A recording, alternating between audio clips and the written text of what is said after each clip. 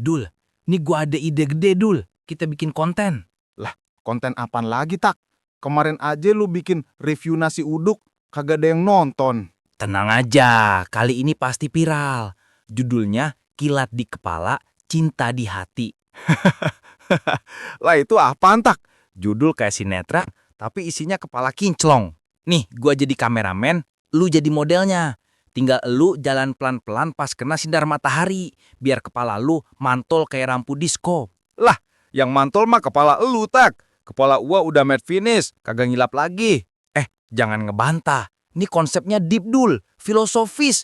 Kepala botak itu simbol kejernihan pikiran. Ih, tapi pikiran lu kagak jernih. Yang jernih cuman ubun-ubun. Gimana kalau kita tambahin efek slow motion? Terus ada hujan-hujanan dikit, biar dramatis. Lah, kalau hujan, kepala kita malah kayak talenan, Tak. Bunyinya tok tok tok tok tok tok. Lu mah nggak bisa diajak serius.